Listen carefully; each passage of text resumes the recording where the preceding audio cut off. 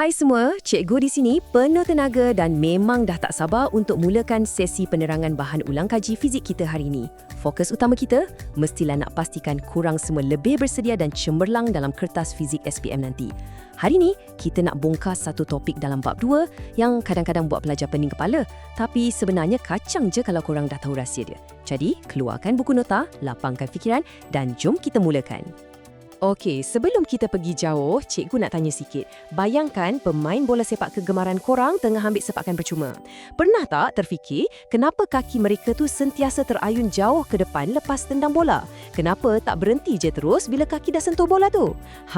Ini bukan sekadar nak nampak berbahaya tau. Ini adalah aplikasi fizik tulen yang sedang berlaku depan mata kita. Menjelang akhir sesi ni nanti, korang garanti boleh terangkan fenomena ni macam seorang pakar fizik. Ini plan tindakan kita untuk hari ini.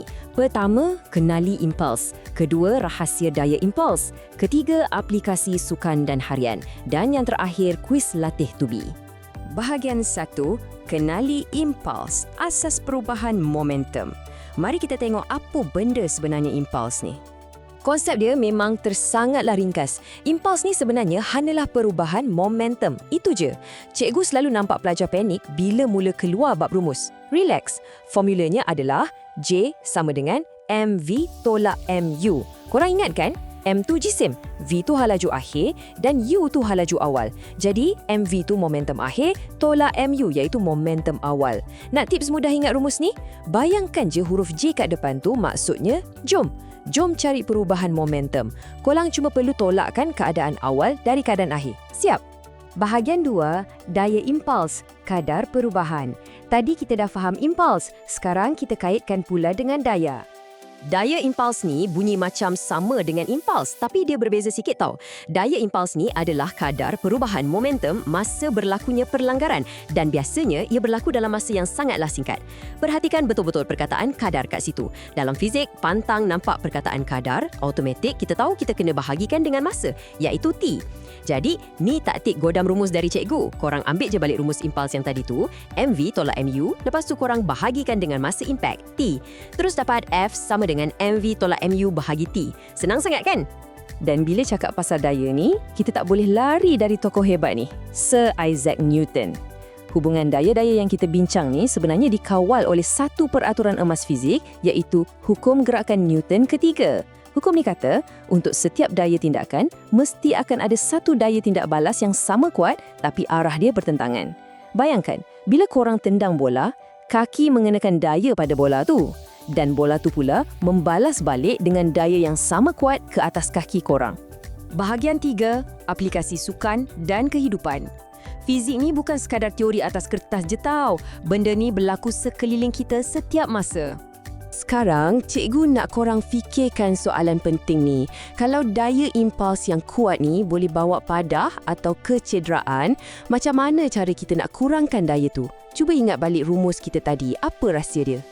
Jawapannya ada pada tindakan atlet lompat jauh ni. Cuba tengok betul-betul. Bila dia mendarat, dia akan bengkokkan lutut dia kan? Perbuatan ni sangat kritikal tau. Sebab apa? Sebab atlet tu sebenarnya tengah cuba memanjangkan masa impak mendarat, iaitu nilai T tadi. Bila nilai T kat bahagian bawah pecahan rumus tu jadi besar, daya impuls F secara automatiknya akan jadi kecil. Daya yang kecil maksudnya kuranglah risiko patah tulang. Bijak kan? Kalau nak tahu, konsep yang sebiji sama diguna pakai oleh jurutera kereta. Tengok ujian kemalangan ni. Bahagian depan kereta memang direka khas supaya mudah kemik. Ini dipanggil zon remuk. Mesti korang terfikir dah bayar mahal-mahal asal senang kemik pula kan? Puncanya, bahagian yang mudah remuk ni lah yang berfungsi memanjangkan masa impak bila berlakunya kemalangan. Bila masa pelanggaran tu panjang sikit, ia dapat kurangkan magnitude daya impuls yang menghentam kereta dan penumpang. Benda ni yang menyelamatkan nyawa kita tau. Okey, sekarang cikgu nak cabar sikit otak korang supaya berfikir secara terbalik pula. Kalau tadi kita beria-ria nak kurangkan daya, ada tak situasi hari-hari di mana kita memang sengaja nak daya impuls yang gila-gila besar sampai boleh menghancurkan benda? Tak payah cari jauh, pergi je kat dapur. Masa korang tolong mak tumbuk sambal atau rempah guna lesung batu, alu tu bergerak laju sangat dan tiba-tiba dihentikan oleh lesung batu yang keras tu dalam sekelip mata. masa impak atau T kat situ sangatlah kecil. Ikut hukum rumus kita tadi, bila T tu sangat kecil, daya impuls F yang terhasil tu melambung besar. Daya hentaman yang besar inilah yang sebenarnya membolehkan rempah ratus tu hancur lumat. Dan ini sekaligus menjawab persoalan cangkuk kita pada awal tadi tu. Kenapa agaknya pemain bola wajib ikut lajak? Sebabnya, sepakan kuat yang disertakan dengan pergerakan ikut lajak tu sebenarnya akan memaksimumkan magnitude impuls. Bila tu berlaku, bola tu akan melalui satu perubahan momentum yang sangat besar dan hasilnya bola akan terbang meluncur ke arah gol dengan halaju yang sangat tinggi. Kiranya semua ni adalah taktik nak perah momentum tu habis-habisan. Bahagian 4, kuis latih tubi. Mari uji minda anda. Okey, ini bahagian yang paling cikgu suka. Konsep dah faham, sekarang kita nak asah cara jawab exam pula. Cikgu akan tunjuk satu-satu. Korang kena tengok betul-betul sebab ni soalan kegemaran pemeriksa. Soalannya, sebiji berbola plastisin dengan jisim 0.058 kg dilontar pada halaju 10 meter sesaat dan ia menghentam dinding. Berbola plastisin itu melekat pada dinding. Berapakah impuls? Dengar sini, perkataan magic set situ ialah melekat. Bila dia kata melekat, itu bermaksud halaju akhir dia terus jadi sifar. Cikgu nak kongsikan satu teknik jawab SPM yang sangat berkesan. Korang cuma perlukan 3 langkah pantas ni je. Langkah pertama, senaraikan semua maklumat guna simbol yang betul. Jisim M sama dengan 0.058, awal U sama dengan 10 dan akhir V sama dengan 0. Langkah kedua, kenal pasti rumus. J sama dengan MV tolak MU. Dan langkah ketiga, masukkan nilai. J sama dengan 0.058 darab 0 tolak 0.058 darab 10. Terus korang akan dapat jawapan negatif 0.58 Newton saat. Jangan risau kalau nampak negatif tu.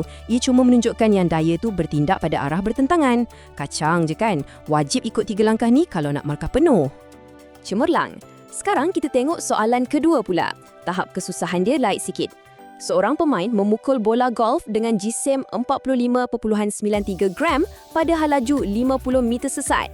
Jika masa impak adalah 0.005 saat, berapakah daya impuls?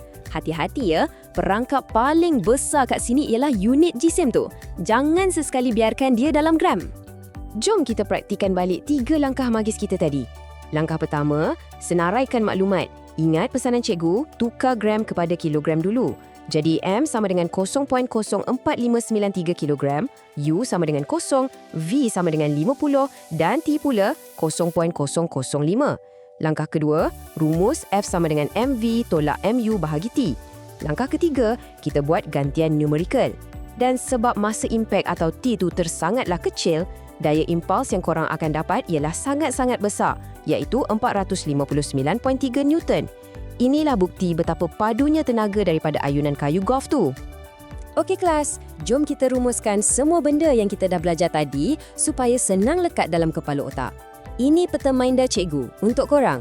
Sentiasa ingat 2 rumus utama ni. J sama dengan MV tolak MU dan satu lagi F sama dengan MV tolak MU bahagi T.